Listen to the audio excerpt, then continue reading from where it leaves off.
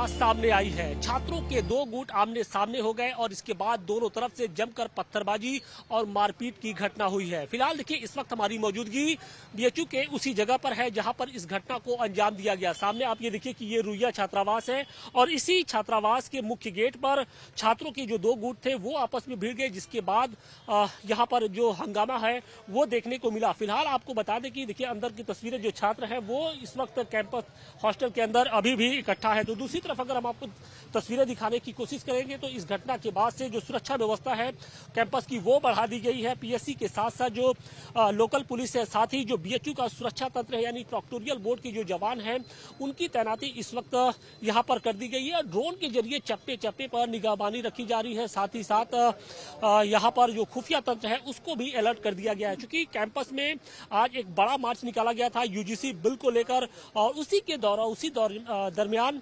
छात्रों के दो गुट आपने भिड़ गए। और आप तस्वीरों में देखिए कि जो पुलिस के आला अधिकारी हैं वो इस वक्त यहाँ पर मौजूद हैं।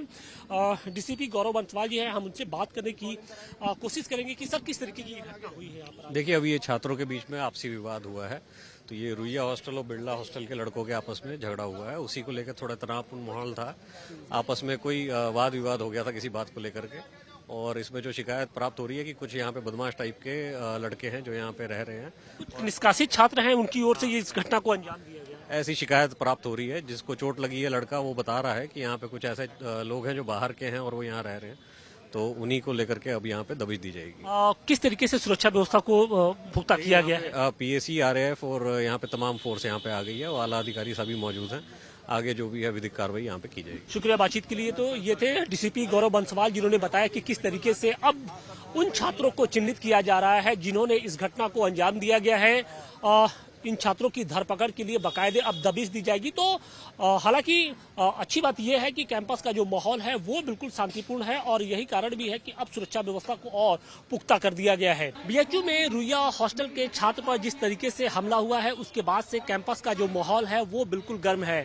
हमलावरों की धरपकड़ और उनकी तलाश के लिए फिलहाल इस वक्त जो पुलिस फोर्स के साथ साथ जो बीएचयू प्रोक्टोरियल के जवान है वो इस वक्त बिरला हॉस्टल है, बिरला सी हॉस्टल है, उसके अंदर दाखिल हो गई है और अब एक एक कमरों की तलाशी ली जाएगी, क्योंकि आशंका इस बात की है कि इसी हॉस्टल में जो हमलावर है वो छुपे हो सकते हैं, उनके छिपे होने की आशंका है। और इसी आशंका के बाद अब देखिए हम आपको तस्वीरें दिखाने की कोशिश कर रहे हैं कि जो प्रोक्टोरियल बोर्ड के जो जवान है वो इस वक्त हॉस्टल के अंदर दाखिल हो गए हैं और कहीं ना कहीं अब उनकी जो धरपकड़ है, क्योंकि कहा यह जा रहा है कि जो हमलावर है वो इसी हॉस्टल में हो सकते हैं, लिहाजा उनकी धरपकड़ के लिए जो प्रोक्टोरियल बोर्ड के जो जवान है वो इस वक्त लगातार यहाँ पर तलाशी अभियान चला रहे हैं, यहाँ पर गश्त दी जा रही है, क्योंकि माना यह जा रहा है कि इसी हॉस्टल से निकलकर जो हमलावर थे वो रुइया हॉस्टल पहुंचे थे और इसके बाद मारपीट की घटना को उन्होंने अंजाम दिया था।